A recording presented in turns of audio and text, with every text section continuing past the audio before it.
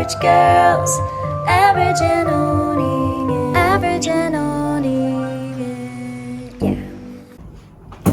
Hello, and welcome to today's disaster Monday. Wait, to today's disaster. Why did I say Monday? That didn't even apply to what I was going to say. I know, but I wasn't even going to say that. Oh, but today's disaster is Monday. Is a Monday. I guess that makes sense. Yeah. Okay. We'll pretend like I did that on purpose. Yeah. Maddie, how are you? I'm good. I'm sleepy. Me too. Yeah. Was this your first day back to work? Mm-hmm. And I just have been doing, like, very calm things all day, and it hasn't required much, like, mental thought, you know? So I'm more, like, mentally tired than I am anything, because I just sat at my desk and, like... So good thing we're going to deal with some really heavy stuff today. This is going to be a good time for you to process. I came back murder. And I had, like, 80 emails. Oh, the pain. I got it down pretty low, not that you guys care, but... We do. Everybody clap for Maddie, please. Thank you. Good night, New York. How are you? I am fantastic. That's I was great. I was just very productive today. I just felt kind Nice. of, on it. But yeah, I'm good. cool. Okay, you got a hot take or what? Yeah, I do. So, Yeah, I do. a few of these I had talked about earlier with some of our coworkers, but some of these I just added. Okay, perfect. Okay. How long do you stay at a party before you look to leave? Depends on who's there. Agreed. So, let's do both scenarios. One scenario is like your friends are there. And then the other scenario is like maybe 3 of your friends are there. 3 of my friends are there. Everyone else I don't know at all, or people I just usually don't hang with. Yeah, usually don't hang with. Depends on the scene. It just really depends on how. I'm sorry, I do this every single You time. do, every time. This. Well, just because I'm thinking for some reason I'm thinking of the time that we went over to Jill's house and there was all those people we don't normally hang out with on like a regular weekend. But we stayed 3 hours. Yeah, like we stayed for a long time. But Yeah. I also, I think if it's like a more formal event, I like want to get out of here. Oh, also if you hear, oh dear God, all of this noise that's happening, I really hope you can hear that. That's You hilarious. can't. We our maintenance guys here. Anyways, so yeah, I don't know. I think if it's a more formal setting, I want to get out. Yeah. I said, like, if my friends are there, I have, like, 3 hours in me for, like, an event or like, whatever. If I don't know anyone or, like, I just know you, I'm there for, like, an hour.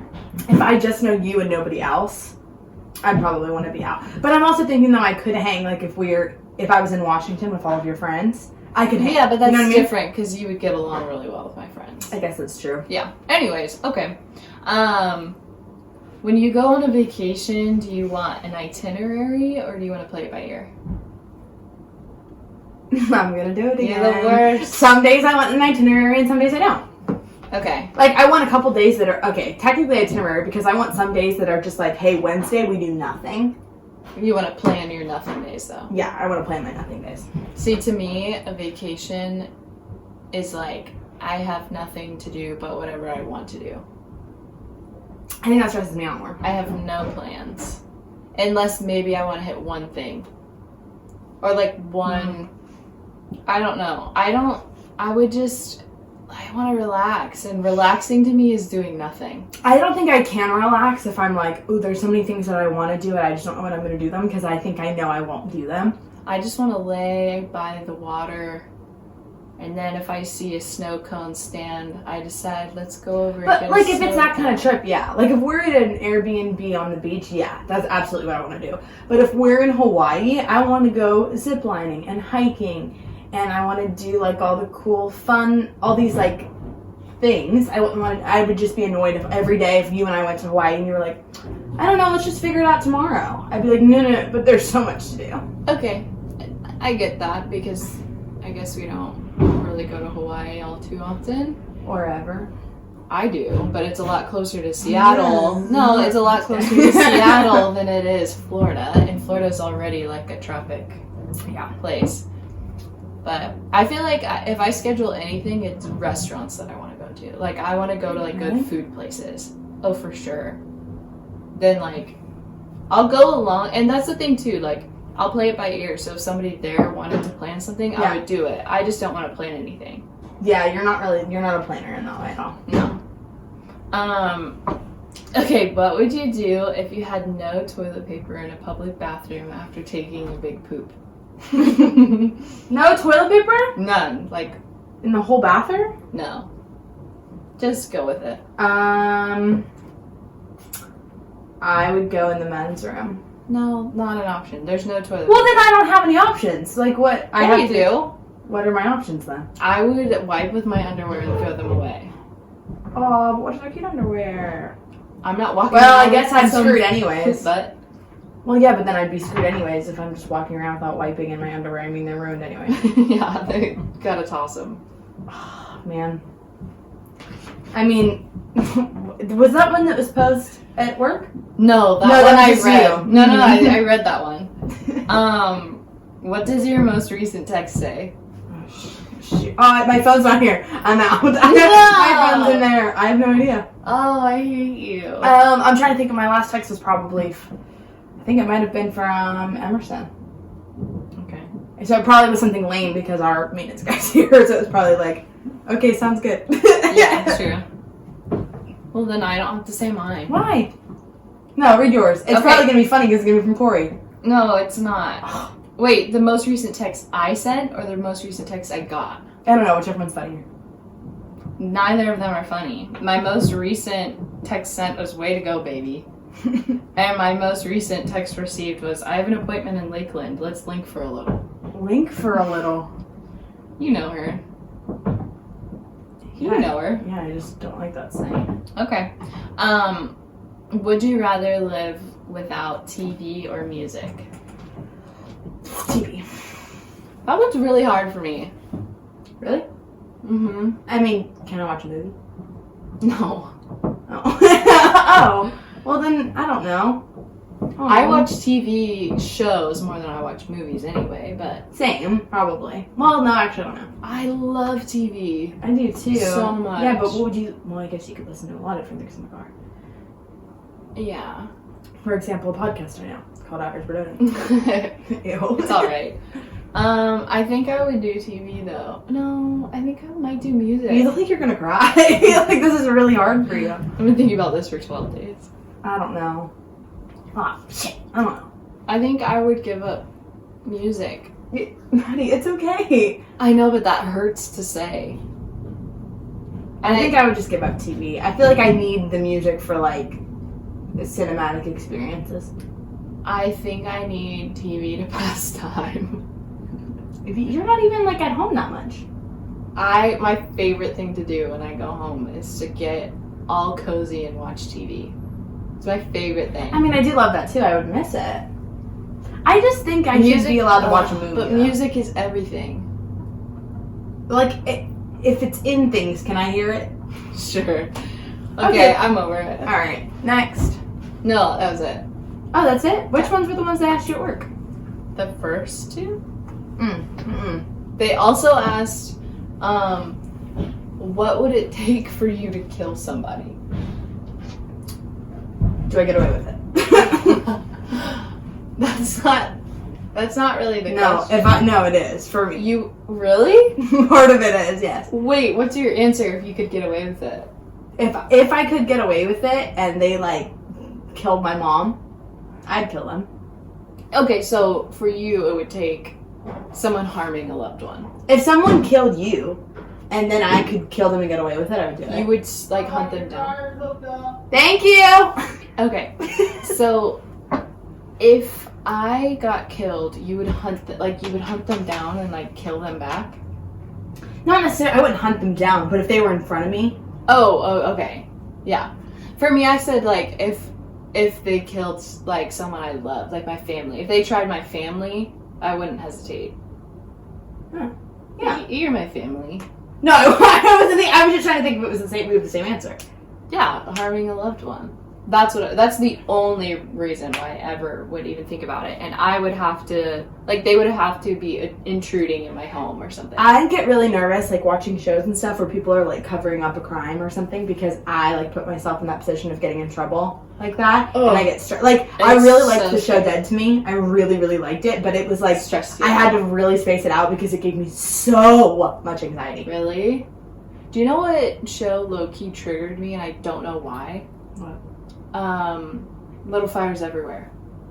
Oh, no, me too. I couldn't watch it for a bit. I binged it, and I don't know what portion of the show was so triggering to me. I don't know if it was just the relationship between Reese Witherspoon and Kerry Washington, or what, but something, like, it was so hard for me to watch. No, I agree. For me, it was the mom dynamic. The mom and parent dynamic, like, the two contrasting, like, things. It's like, it just, I couldn't do both. It just stressed me for a bit there. Yeah. There's certain shows I think you gotta be in a good headspace. Yes, for sure. And there's some shows that I watch and I let it affect me too much. Yeah. And then I carry the, like, negative emotion into, like, my actual life. Well, that's what everyone felt whenever 13 Reasons Why first came out. Even though then it was, like, a good show, even though now it's trash, but... Yeah. At the Corey's time, always that was like, good. you can't watch this show if you're gonna act like this after. Why? Like, because It's just not good for you. Oh, yeah, no. Yeah. I'm trying to think of an example of one that I had like that. Like that. Oh my god, whenever I watch Shameless, Shameless is good, but it's like raunchy. Like, I can't do it. It's like very raunchy, like sexual stuff, but it's also like a lot of drugs. It's honestly though, it like feels like a very honest take on like poverty. Like it makes sense, and like generational trauma. Like it does, it's like, I mean, obviously it's the dramatized version, like, sure, but whatever, but, the Hollywood version. Yeah, but it's really funny and really good. It just, like, by the end, I was desensitized because I watched it too much, so I was like, yeah, meth is not that big of a deal. Like, that's kind of what it does to your brain after a while, where I had to be like, I need to stop watching this for a little while. Like, if you break it up, it's fine. But if you're, like, just watching it straight through, everything feels okay. Yeah. Those are interesting shows and how it can do that to you. It is very interesting. It's a good show, though. Anywho. Yes. Anyways, okay. Ready to talk about some very lighthearted topics? Sure. Okay. What do you know about the Columbine shooting? Oh. That it was sad. Aw, good. And it was... Where did it happen? Colorado. Oh. Okay. Which, I mean, we'll get into, but... So the thing is, whenever people talk about Columbine, people always think it was, like, the first school shooting. Would you think that was probably what it was? I feel like it was the first school shooting that was in the media the way that it was. Yes. Well, yes and no. So the reason people were like, yes, why is it, like, it was in the media so much, but it was definitely not the most deadly shooting. Wasn't the first. Right. Wasn't the first at a high school. Wasn't even, there were some that were in middle schools that didn't get nearly as much coverage. Oh. So people always say, like, whenever I watched a couple different documentaries, and I've known, obviously, for some reason I've done a lot of research on this. I don't know why. This is just how I am. Why either. That a lot of people were saying, like, we don't know why people say, like, nothing like this had occurred before, because that's not necessarily true. Mm-hmm. They said, in one of the documentaries I watched, they said that there was a University of Texas sniper in 1966 that left 33 wounded and 15 dead, which was the very first mass shooting in modern U.S. history. And what year was that? Mass school shooting. That was in 1966. Okay. Like, no one hears about that. And then granted, 1966 media wasn't, like, obviously anything like what it is. But 1991, a shooting in a cafeteria in Texas claims the lives of 24. It was the deadliest mass shooting in the U.S. at the time. 1998, a middle school in Arkansas, and 8 students died. That's so, like, horrible. Like, those were all before Columbine. Right. So people are like, why is it Columbine? Why is that the most notorious one that, like, people know of all the time? Yeah. And so what they said in the documentary that I watched was Columbine was the first time that there was insane preparation, almost 2 years of prep. Oh. Before the murders even happened. I didn't know that. It was documented. It was videotaped. There's, like, I watched the videos. They're disturbing. Like, I've never seen them. Of like, the footage of them preparing. Yeah. You've never seen this? No. I guess I just assumed that everyone has seen this. Or maybe I did, and I just don't recall. You might. I don't know. It says they had every reason in the book and documented reasons as to why they were doing it. They wrote manifestos that they left behind. Columbine was also studied for what it wanted to be, not for just what it was. They wanted to be the first of its kind horror story. They were trying to mimic the OKC bombings. And so actually Columbine wasn't even originally created to be a shooting. It was supposed to be a bombing. Right. Like, they wanted to blow up the entire school, kill everybody. They just happened to not make all their bombs correctly. Gosh. Like, overconfidence error, thank God, because they only managed to kill, a fraction of what they intended to kill. Yeah. But still awful. Yeah, and I mean, they didn't have any, like, I think we grew up in, like, an era where it was, like, more, obviously it was more talked about. Like, we had drills and stuff like that. Yeah, for sure. Even though ours wasn't even as intense as it is now. Like, no. The kids I babysat, like, 2 years ago, would all, like, on the days that they had their drills, they would, like, come into the car, like, shaken up. Yeah. They were like, oh, that was such, like, a really dark day. Just like, oh, yeah, we took, like, 3 hours out of our school day to plan in case anyone comes to kill us. Oh, God, that is so scary. Ugh. One time we did a drill whenever at the school that I work at, we did a drill, and I thought I was supposed to be locking the door while the police are there to, like, do the whole thing, and we're all hiding in a corner. None of the girls know that this is a drill because we can't tell them. Right. So they're all scared. We're all in the corner. Half these girls have trauma, which is not helpful. We're in the corner, and they're, like, all freaking out, and my dumbass doesn't lock the door the right way. So the cop comes in and was like, guys, this door isn't locked. And I was like, great, so... Sorry. At my school, we weren't in, like, a terrible area, but it wasn't the best area. Mm-hmm. But we had a bank, like, on the corner of the street by us that got, like, some threats and some, I think, robberies. I don't know. Yeah. So, like, if they went into lockdown, you guys had to go into lockdown? Yeah, because they were technically, like, they were less than, like, a half a mile from us. Yeah. So it was, like, very, very close. And maybe if someone were trying to hide, they might try to, I don't know. Come to a school, I don't know. They're in that area, regardless. I don't know. Yeah. Yeah. So we used to have, like, lockdown drills, but they were, like, real. Mm-hmm. It was like, oh, yeah, a guy with a gun went to Key Bank on the corner, and, like, he's trying to, Hey, like... you guys have Key Bank? Yeah. Oh, I have Key Bank. That's my bank. Oh, really? Yeah. I don't think it's there anymore. Like, I think it's something else now. But, yeah, we'd hear on the intercom that there was somebody, like, at Key Bank with a gun, like, trying to get money or whatever. That's terrifying. Yeah, and it was scary, but thankfully nothing ever happened. But I always had this fear that I would be the one in the bathroom. Yes, drill. Because they would tell you what to do if you were in the bathroom. Yes. So everybody in your head, you were the kid in the bathroom. Yes, and all the doors are locked and you're banging on the door. And they can't let you in. And they can't let you in. Where do you go? I remember my 5th grade teacher, Mr. Yost, sweetest man, he said, I remember him getting teary-eyed in class whenever we first had to, like, I think it was probably one of the first times we ever had to do a drill like this, because we were, like, 11. He's teary-eyed, and he was like, I want you to understand, like, when we're doing this, if anything were to ever happen, God forbid, it will break my heart to not answer that door, and it will take everything in me. And he started crying, like literally crying in front of our 5th grade class. He was like, it's heartbreaking to even think about you pounding on that door and me not being able to let you in, but I have to save the other kids in here. It was like literally one of the saddest things I've ever heard. Everybody just holds their pee in for like 6 months. Everyone's in school again. Everyone's peeing their pants because they're so scared that you're that kid. Well, because then I was like, I'd have to stand on the toilet and just not breathe. But I fell in. Oh my god, I'd fall in. No, just sit down and put your legs up. Oh. No, but yeah. I'm standing. My head's over the top. That's embarrassing. Oh, I'm dead and embarrassed. Okay. I have to stop. Okay. So, this happens in 1999. It's suburban Colorado. They describe it as white, middle class, unremarkable. One of those towns where nothing ever happens here. What do we know about those towns? Everyone dies there. There's always something in the unsuspicious towns. Unsuspicious. Huh? Is that a word? What's the opposite of suspicious? Unsuspecting, probably. There's no unsuspicious? I don't think so. I named it unsuspicious starting today. Don't do that. If you're not watching, Haley just stuck her finger in my armpit and tickled me. Funny. I'm just stomping over to your armpit. Okay.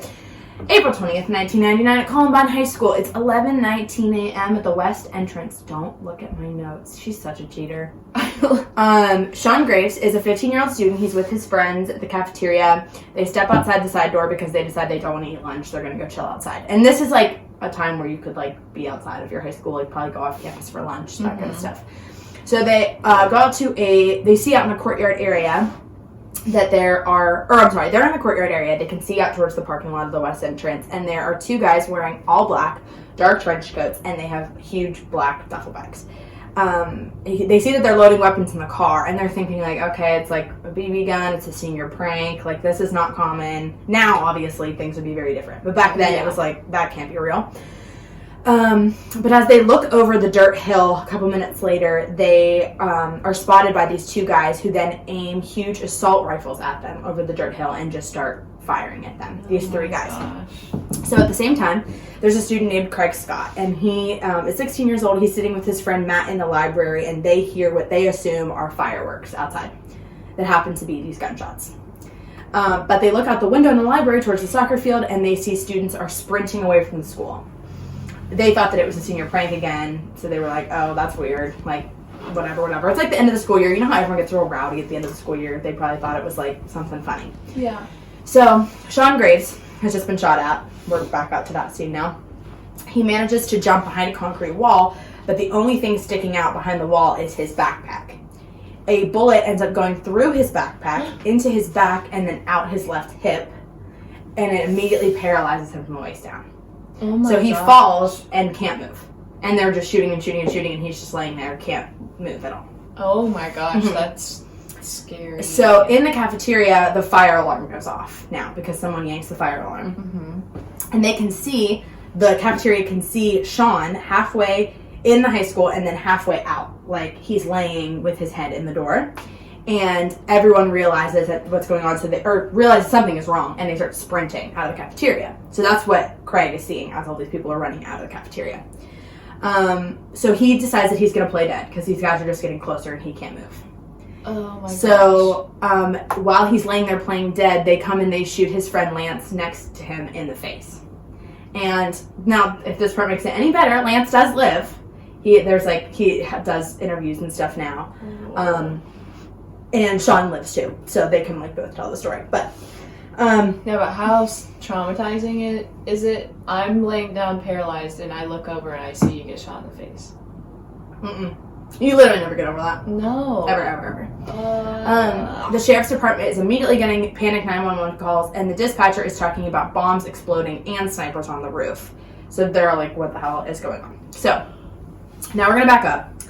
March 16th, 1999. This happens in April. Dylan Klebold and Eric Harris are in the mountains of Rampart Range, Colorado. Don't know where that is.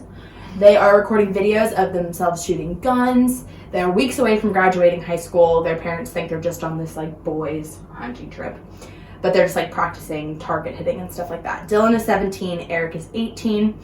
Eric is known for being super smart. He's in all advanced classes. He has plans to go to the Marines. Dylan had plans to go to college. He was at prom 3 nights before this. Whoa. Yeah.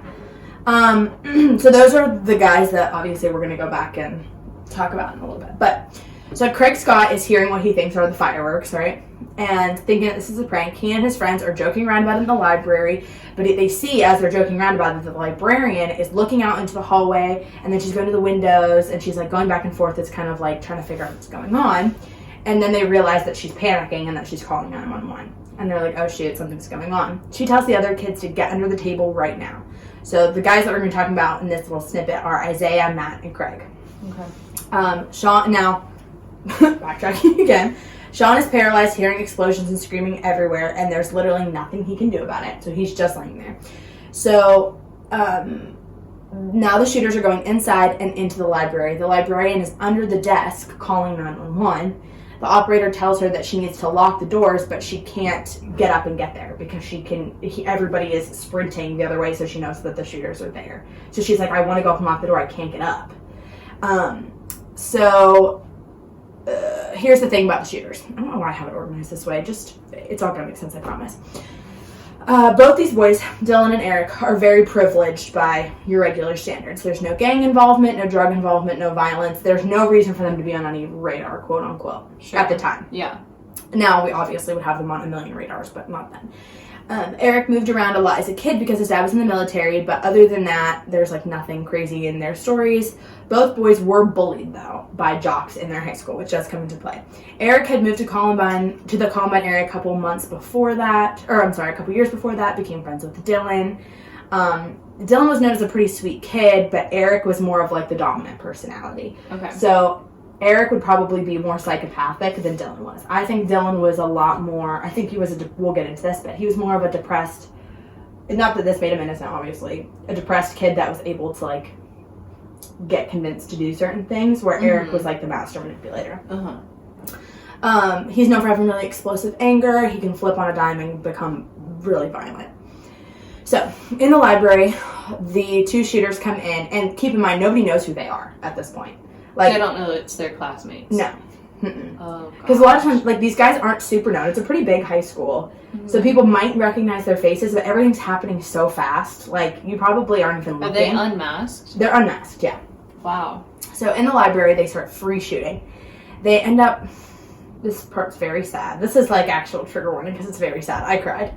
They kill a student named Kyle Velasquez. He is special needs, and he didn't act fast enough. People were trying to tell him to hide, and he wasn't, like, getting it. Oh, and that's really they sad. Shot him.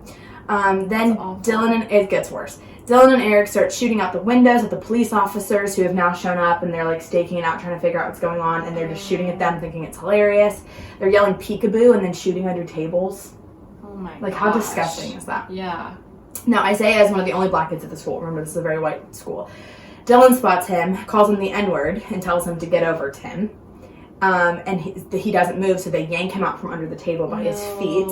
And apparently his last words were, "I want to see my mom."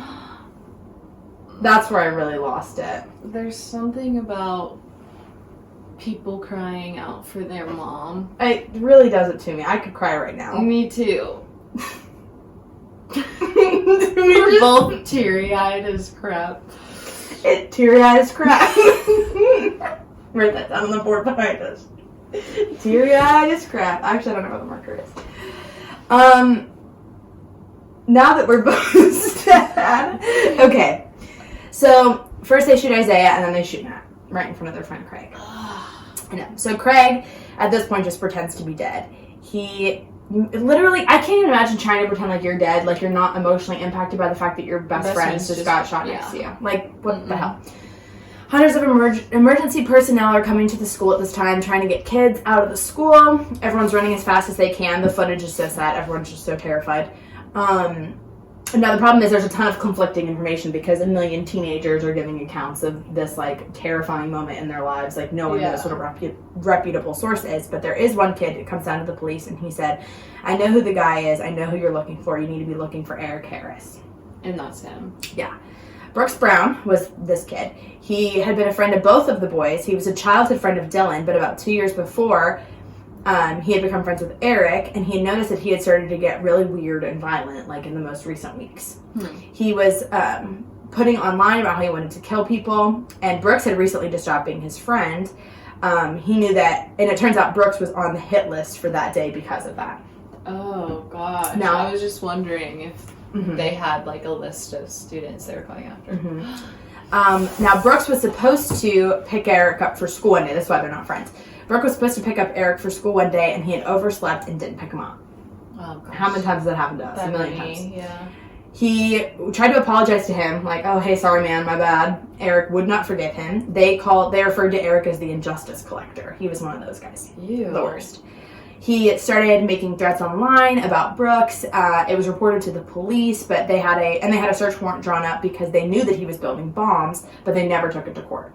So, like, people were freaked out by this kid, but not freaked out enough, essentially. That's the dumbest thing, though. Like, you know that guy that just blew up his whole RV in Tennessee? No, what? Yeah, this guy blew up his whole RV, and his girlfriend called into the police, like, a year prior and said, "Hey, I'm worried about my boyfriend. He's making bombs." And the police never did anything. And then he, luckily no one died, but he blew up, like, blocks of stores. and injured a bunch of people and killed himself, blowing up his van with him in it. And it's like the police technically knew. It's like, why don't you building bombs? Why? You take that seriously. So, 2 explosive devices had been timed to go off at 11:17 because remember this wasn't planned to be a shooting; it was planned to be a bombing mainly, and they were just gonna like pick off with the assault rifles. God. Once people came running out after the bombs started going off, they were just gonna shoot people. What's on me? Sparkle. A sparkle. I just glow. Okay. They planned it at 11:17 because that was when the largest amount of students were coming out of lunch and into lunch, like crossing. So they planned that they would be outside of school with their assault rifles and then pick off the survivors. So there's one partial explosion that goes off in the cafeteria, but the rest are unsuccessful, thank God. They had talked about this for a super long time, like I said. So for over a year, they had been planning this, for almost 2 years actually. Eric Harris wrote in a journal on April 10th, 1998, which was a little over a year before this went down. He said, "I hate the effing world." This would become his plan for what would be the Columbine murder. So that was the first entry that would become the next year of entries. So that was the first one. Okay. It's a journal of every trivial thing that he hates. Wow. Dylan also had journals that he left, but those were more about his feelings and about his depression. He hated his life. The first page in his journal is about how he just wants to kill himself. He had extreme anger, but like I said, Eric has more of the clear psychopathic personality. He doesn't seem to have any empathy. He lies a lot. He manipulates it a lot. He has an uncanny ability to present himself in the way that he needs to get what he wants.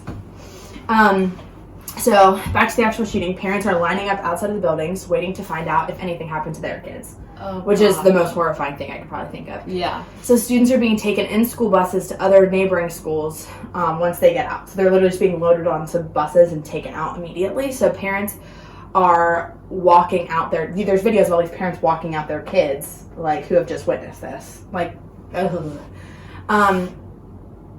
So I feel like the only thing worse than going through this yourself is your child.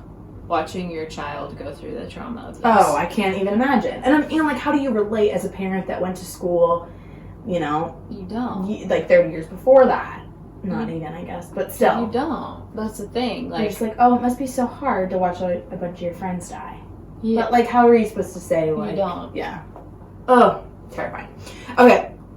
So this part was really interesting. They, like, mapped out in the documentary that I watched, like, how their morning went, which I think is the most interesting thing, knowing, like, first of all, they're planning to do this terrible massacre, but they're thinking at the time, first of all, that they're killing hundreds of thousands of people.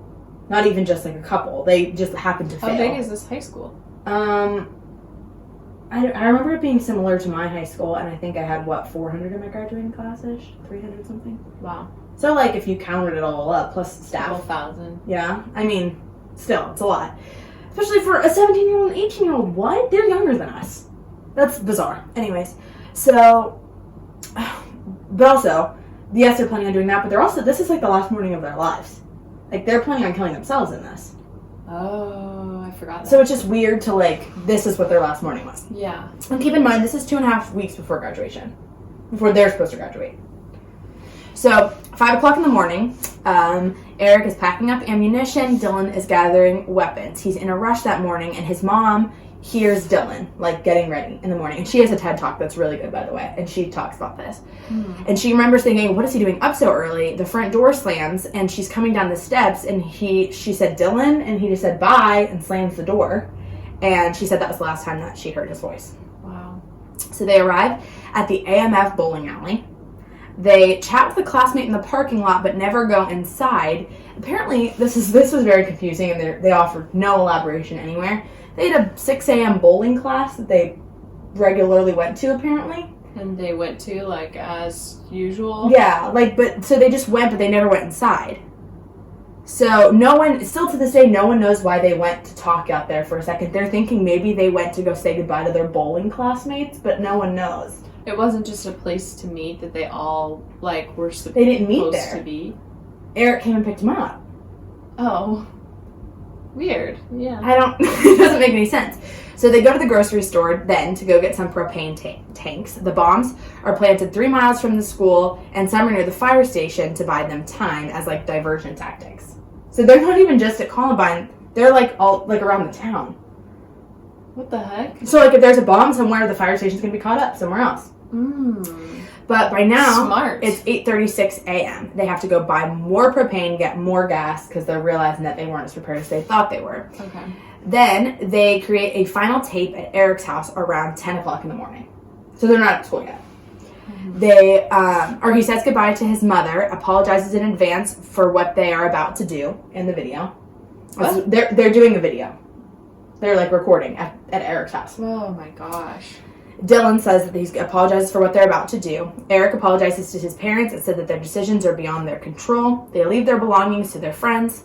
The tape ends with the drawing of the Columbine logo, then a drawing of a bomb, and the word clue. What are the parents replying to? No, they're not. The parents aren't. The parents aren't home. Oh, they're just recording this. So I that thought it'll be you were found saying later. they were recording the conversation of No, them, no, like, no. Hey, sorry for what I'm about to do. Yeah, I no, get it. Yeah, okay. So there is no footage of the boys dropping off the bombs.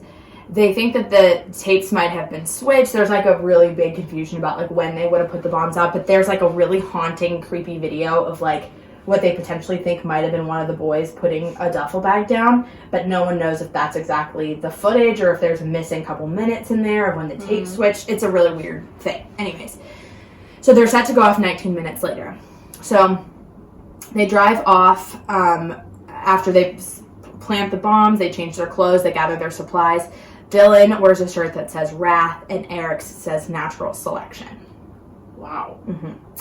11:10, they return to the school. They have bombs in their cars that are set to explode at exactly 12 o'clock. Eric runs into Brooks at the school.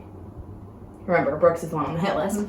He said, apparently he went up to him and said, "It doesn't matter anymore, Brooks. I like you now. Get out of here. Go home." What? You had a change of heart? Apparently. Like, the last second. And apparently they had been, like, cordial in the last couple of weeks, but up until then, he was still on the hit list. Right. They don't know. This is something that's, like, still baffling to Brooks's family. They were in one of the interviews I watched, and they said they don't know if it was empathy or if he was trying to kill as many people as possible and knew that killing Brooks right then would have compromised that plan.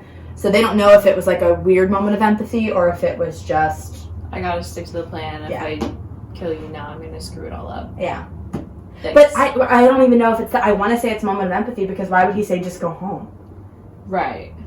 I don't know. But I also don't think he's capable of that. So, like, why? I don't know. Yeah, So- that's interesting.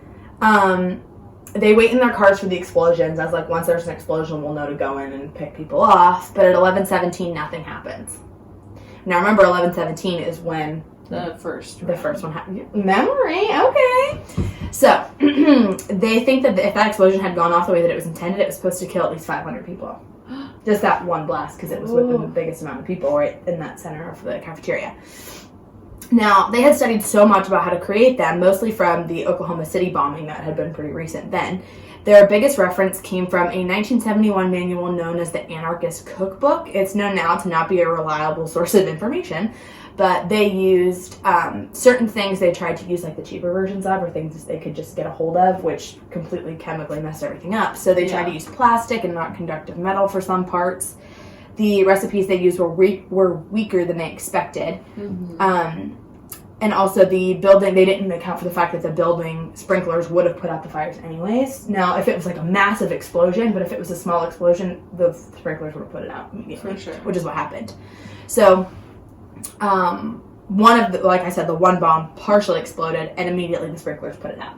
Okay. So, at 11:19, 911 calls, or the first 911 calls come in because there's a small fire from a pipe bomb down the road from the school. They get out of their cars with 2 duffel bags and a backpack, and then that's whenever they enter the cafeteria. Now, for the first people that they actually shoot are Rachel Scott and Richard Castaldo, who were eating outside on the grassy knoll. Now, remember, Craig Scott is the one who's in the library. Oh, his sister? Yeah, his sister. Oh. So Dylan and Eric know that their bombs haven't gone off, so they decided that now they're just going to shoot at random. So at 11:19, these 2 are shot on the grassy knoll first. Eric shoots Rachel 3 times. Richard is shot 8 times in the spine, chest, and abdomen. He's paralyzed from the waist down. Rachel starts crying. Eric shoots her again in the left temple, and then Eric drops his trench coat and reloads. That's when Lance, Sean, and Daniel are all shot from before. So they are within 12 feet of them. Sean makes it to the cafeteria door, falls, that whole bit. People are being shot at the soccer field. Pipe bombs are thrown on the roof of the school. They walk out the back stairway and they see that Daniel is flinching. They shoot him again with a final shot. Now, Lance is the one who gets shot in the face. He survives. He has a huge scar down the side of his face and neck to this day. Dylan, apparently, so he gets shot by Eric, and then Dylan steps over his body and looks at Sean playing dead and said, "Sorry, dude." Yikes. Like, it's just the weirdest thing in my brain. That they're casually just like, "Sorry, dude." But, like, I think that Dylan might have been sorry, but, like, not sorry enough. You know what I mean? Mm-hmm. Like, just a little bit sorry. He had to be so out of his mind at that point. I think he really was so depressed and so impressionable. Not obviously not that excuses him from anything, because it doesn't. But So you think it was like not like a sorry, dude. It was like, no. Apparently it was like a sorry dude. And here's what I'm thinking. He knew he was playing dead. Why did he say sorry, dude? He didn't shoot him again. He was playing dead? Had to have. Who was he talking to? Oh, you don't think he was just sorry, so he was just saying that? Like, Which is, I mean, but even if he wasn't, I mean, yeah. Let's say he did know that he wasn't dead, then he didn't shoot him again. But yeah. even if he thought like, oh, he's almost dead or he's as good as dead. Yeah, it's really sad. Oh, I don't know. Whatever. Very So creepy. the cafeteria is still really busy at this point. And this is around the time people start clearing out. But for the most part, though, videos are showing that a lot of people around the rest of the school didn't realize what was going on just yet. A school officer is outside in his car eating lunch when he gets a report that there are gunshots on school grounds. Now, students in the cafeteria are slowly learning that something is wrong, and they're either hiding under their tables or they're sprinting out of there. The gym teacher is trying to direct students outside. So at 11:24 a.m., now this has only been like 4 minutes. The officers are being shot at in the parking lot. They make it into the library where most of the people are shot. The library has a lot of people in it at this point during the school day. They had heard the gunshots and thought that it was a senior prank. Why is so much of this repeated? Liz Keating is in the library. So she's the librarian. She tries to get everyone to evacuate but realizes that there's no place to go. So she has the students get under the table. Now you can hear their voices in the background of the 911 call. Now this is like the most, what's the word I'm looking for? Like you have probably heard it at some point. Oh, like the 911 call. Notorious, I guess. So you can hear the guys also in the background, like yelling at the people. It's really muffled, but you can hear it. Yeah. They're telling people to get up. Shooters demand that all the students who play a sport to stand up. Now, apparently, a lot of the athletes wore white hats. Oh. And so they were like, anybody who has a white hat, stand up. Because that meant, like, you were one of the asshole jocks that, like, made fun of them. Yeah, bullied them. So Patty, the librarian, leaves the phone off the hook as she runs in the opposite direction, and the entire thing is taped. At the same time, the room is filling with smoke from pipe bombs. So it's not like it's, like, So she clear room. left everybody in there? Yes, I think so. No, I don't think she left. Or I think she just runs it. I think it was like from the front. I think she went towards the back of the library, but left the phone off the hook. Oh, okay. Because as far as I know, I don't think so, but that might come back into play. So Eric breaks his nose as a result of the kickback from shooting while he's in the library. So he's like has blood down his face, which is like even more terrifying. Creepy. You hear him yell, "Do you want to die?" while he's taunting students.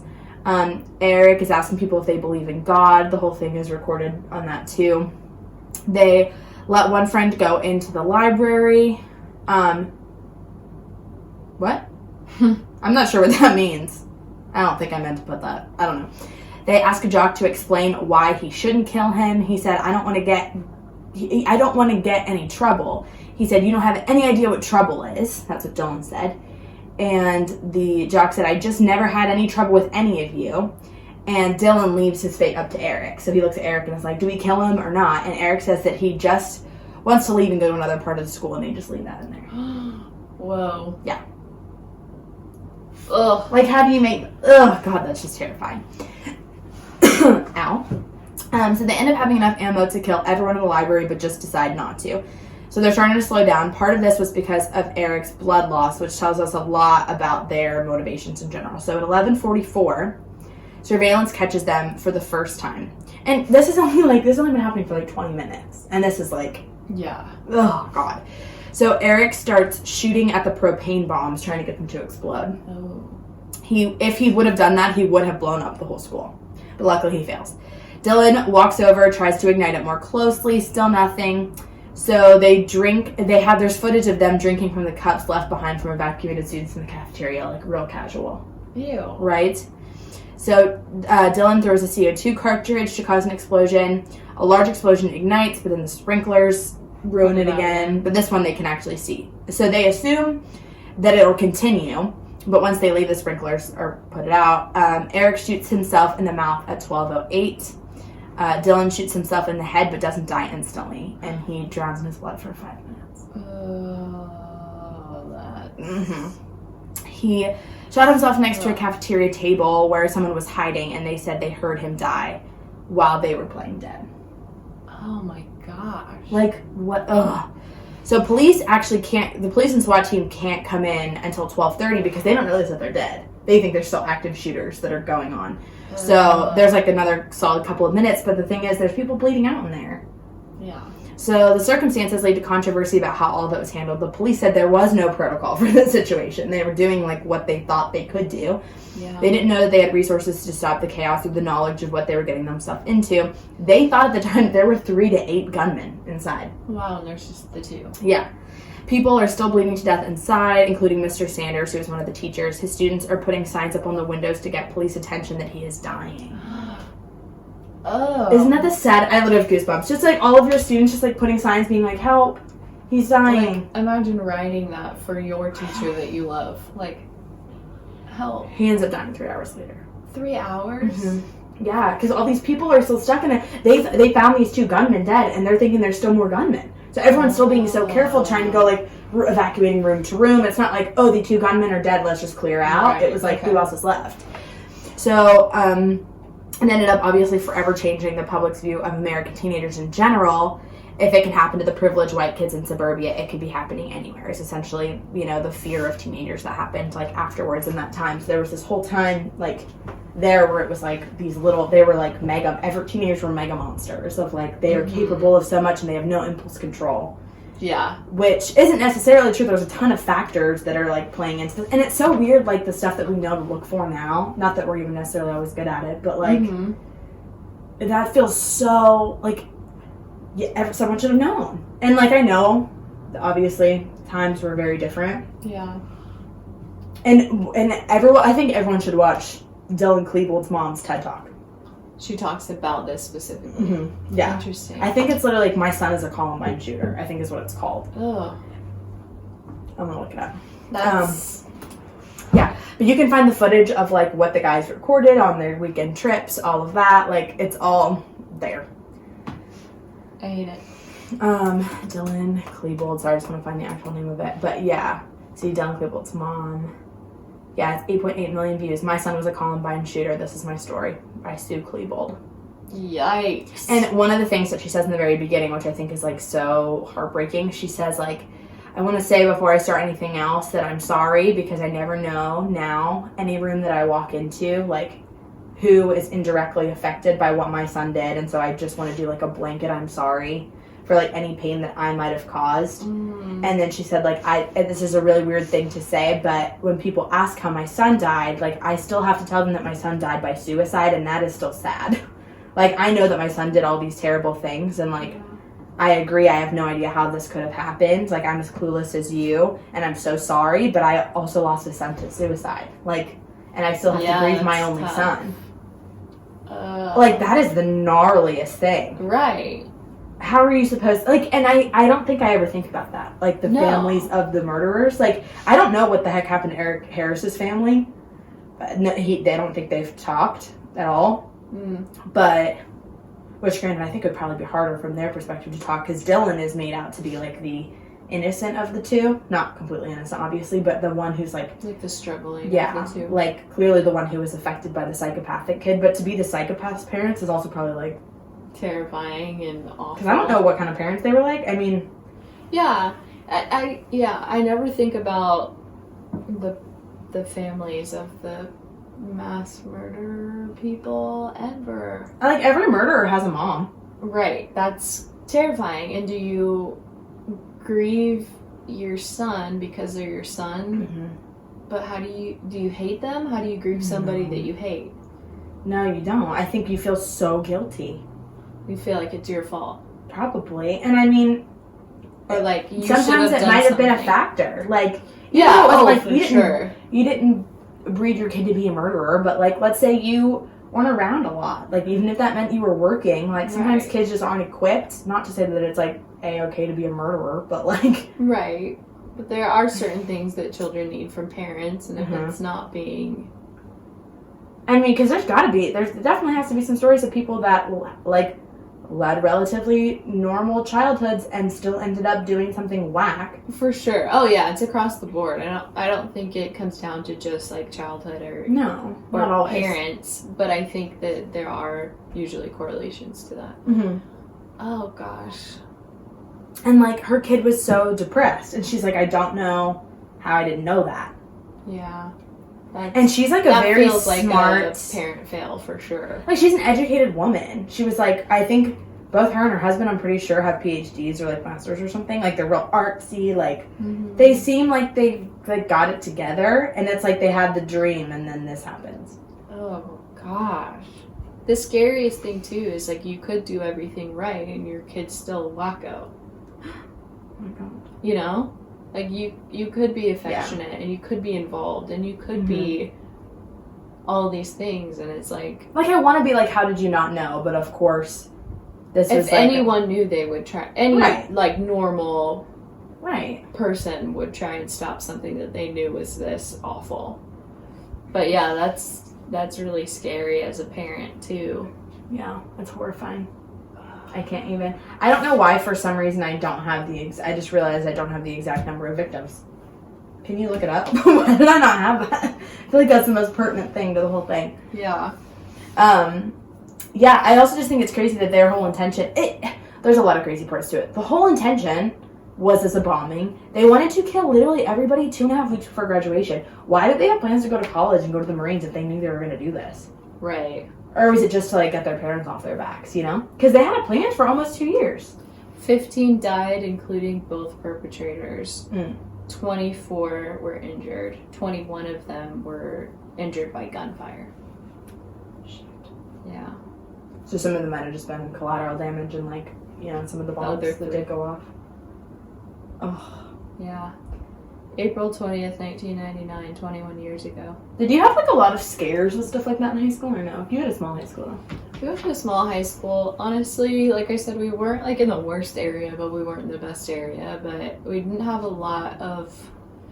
I feel like our lockdowns were actually all in like elementary and middle school. Really? I don't remember very many in high school. Oh, we had so many in high Really? school. It was like, for a while, it was like a problem because I think it became like, oh, this will get us out of school if someone writes something on the bathroom wall kind of thing. So then we stopped taking it seriously. But then there were like a couple like that were actually pretty serious. That like I remember one time there was, I remember it was my friend Ashley's birthday. For some reason, that's the only reference that I have sometime in October.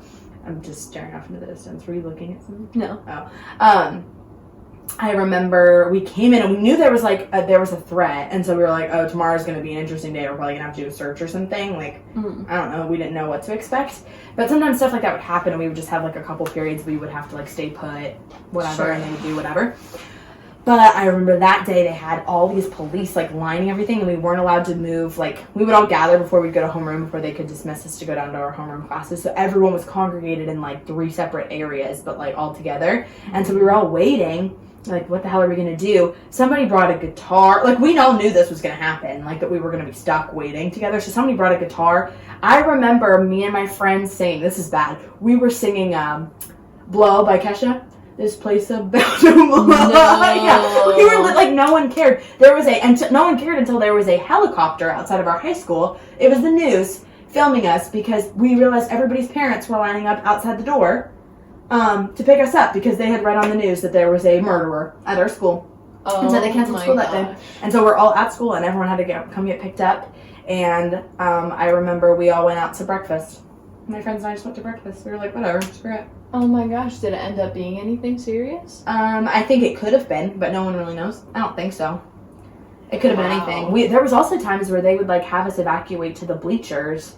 Like the whole school would have to like walk down to the bleachers at the football field. Like we'd all have to leave school, go together, walk down Wow. there because someone threatened to bomb the school. I don't think we had anything like that. Really? Mm-mm. Oh, we used to have it like every other month.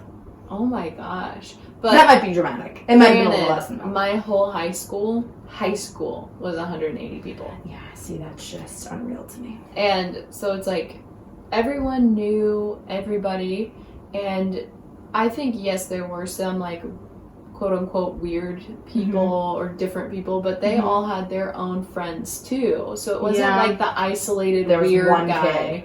Yeah.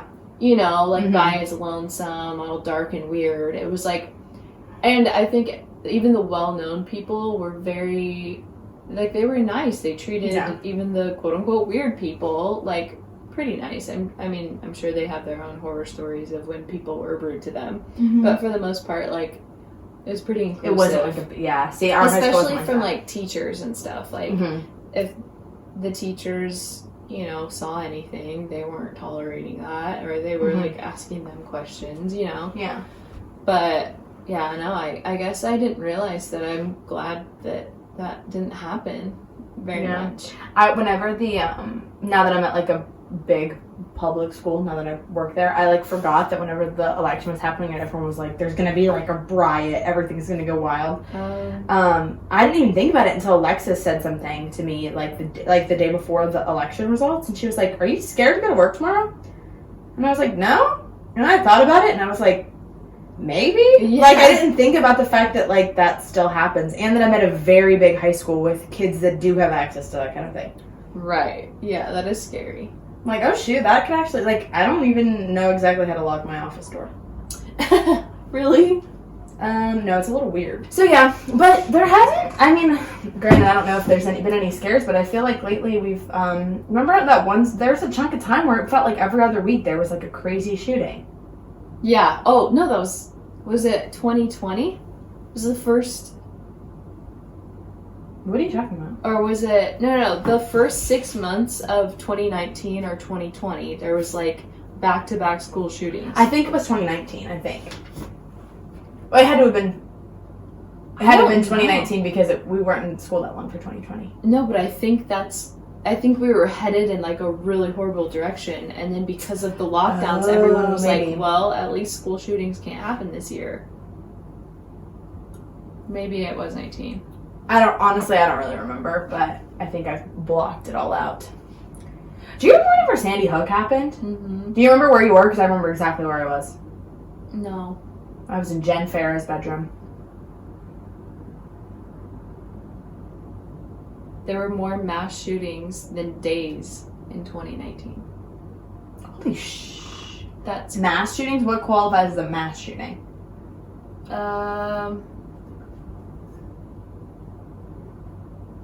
Because that, like, you know, I don't know. I mean, there were granted, I was- 417 mass shootings in the U.S. according to data from the nonprofit Gun Violence Archive, GVA. Oh, here. GVA defines mass shooting where at least 4 people are shot, excluding the shooter. So that could be up to 5. Okay. But that's still like a significant amount of people. Yeah. I wonder how many of those were in schools. Mm-hmm. That's crazy. Alrighty, well, now that we've had some lighthearted topics, make sure that the people around you aren't murderers. At least just ask a few questions every now and then. Check in. Don't ignore the weird guy. Don't ignore the weird guy. Invite him to sit with you at the lunch table, folks. Oh my The gosh. staff break room. You don't have to kiss him. Just let him sit with you for a minute. Ew. I'm just saying. Don't make it weird. Just, like, hang out with him. You Right. might be sad. Oh man. Yeah. Well, stay safe out there, guys. It shouldn't be that scary. Columbine isn't all of life. You know what I Feels mean? like it right now, though. It was only like 20 minutes of history. Just 20 minutes of history that like wrecked a lot of lives, you know? I know, it's so sad. Okay, bye. Okay, bye. Average and only